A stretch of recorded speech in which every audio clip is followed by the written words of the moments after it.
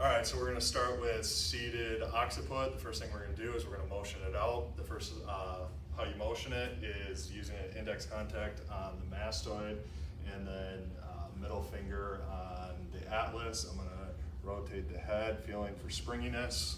I'm gonna try this side.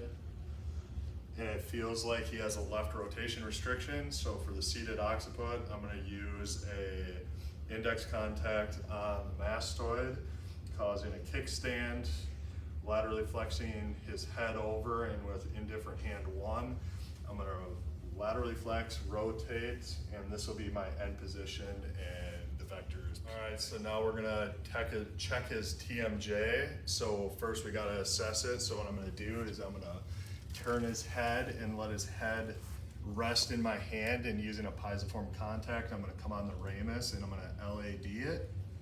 And then we're gonna check this side. And I feel that he's restricted on his right side. So what I'm gonna do is I'm gonna come back with this piezoform and I'm gonna LAD, and there's gonna be a little bit of an impulse at the very end. Now we're gonna assess his thoracic to see if there's any restriction. Is it okay if I open up your gown? I'm gonna open up his gown. And so I'm gonna have him cross his arms, and I'm gonna wrap my hand around, and using a piezoform contact on the TPs, I'm gonna rotate, feeling for springiness. And then I'm gonna laterally flex him towards me, and I'm gonna use a thumb contact pushing the spinous process. I'm gonna do that on this side. And then same thing, laterally flex, thumb on spinous, pushing spinous M to L. And I feel that he has a right rotation restriction with a right lateral flexion restriction. So I'm gonna have him lay down. And using my left hand with a bear claw kind of grip, I'm gonna find T6. Using the bear claw, I'm gonna come onto the spine. My piezoform is kind of on the left side of the spinous, and then my bear claws are kind of interwoven with the TPs. Using a clockwise torque as he's breathing in and then out. I'm gonna clockwise torque, reinforce with my other hand, and it would just be P to A with clockwise torque. All right, so now we're gonna assess his glenohumeral joint. And so what I'm gonna do is I'm gonna bring his shoulder out, and I'm gonna keep it 90-90. And what I'm gonna do is I'm gonna first check external rotation and feel for springiness. And then I'm gonna bring it down to internal rotation. And it feels like he's restricted there. So staying in that position, what I'm gonna do is I'm gonna LAD slightly out, and then, or distract out, and I'm gonna bring him into that internal rotation with that LAD. And when I feel that's where it feels kind of stuck, it's gonna be an LAD with a little bit of an impulse. All right, so now we're gonna assess his radial head. So what I'm gonna do is I'm gonna check it in pronation and supination, and using a thumb on the radial head with a little bit of extension, I'm gonna be feeling for the springiness, and it feels like he has restriction when he goes into pronation. So what I'm gonna do with my thumb contact back on that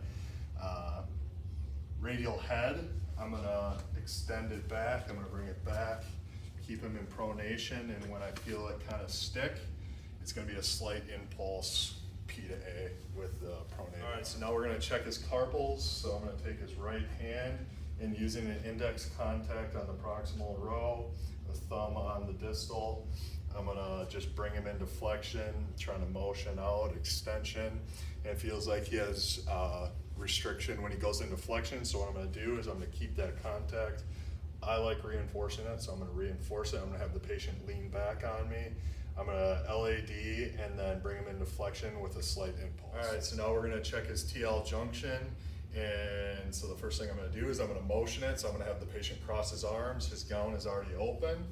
And I'm gonna use a pincer contact, and I'm gonna bring him into flexion. I'm gonna be pushing P to A, I to S, and then we're bringing him back into extension. And it's just P to A, and it feels like he has a extension restriction. And so what I'm gonna do is I'm gonna bring him to the end of the table. I'm gonna get the thoracic board with the hard side up. I'm gonna lay it down so that when he lays back, his pelvis doesn't end up on it. I'm gonna have the patient cross his arms using, just a broad contact around T11 where the restriction is. I'm gonna contact it. I'm gonna bring the patient down. I'm gonna come across the body and be across, and the vector would be A to P. All right, so now we're gonna assess his hip. So what we're gonna do is I'm gonna come to the bottom side of his leg, and I'm gonna bring his foot into external and internal rotation. He has not as much springiness on internal rotation, so what I'm gonna do with my inside hand, I'm gonna kind of grip the bottom of his calf, bringing my forearm to the outside of his foot, keeping him into internal rotation. I'm gonna bring him out to 90 degrees. I'm kind of in a tug of war position, and it's gonna be an internal rotation with LAD with a slight fibular head. So what I'm gonna do is with the patient laying supine, using a piezoform contact, and I'm gonna come to that fibular head, pushing A to P, and then I'm gonna come behind and pull P to A, and it feels like the patient has a P to A restriction of the right fibular head, so I'm gonna have them flip over. Remember, when they flip over, the leg switches, so come to the right side. So what I'm gonna do is I'm gonna come with the patient's leg up. I'm gonna rest his foot on my shoulder using my right outside of my hand. I'm gonna come and contact that fibular head, reinforce. It's gonna be a slight pickup with a LAD and a P to A thrust. I'm gonna check his MCP, specifically the first MCP on his right foot. Using a corkscrew contact, I'm gonna grip his MCP, and I'm gonna be bringing it into dorsal and plantar flexion, feeling for springiness, internal and external rotation. And then in order to adjust it, I would slightly bring his foot up, and then depending on where the restriction was, you'd bring it down. It'd be a slight drop in for each direction, and then the internal, external is more of like a corkscrew motion to bring it into that position.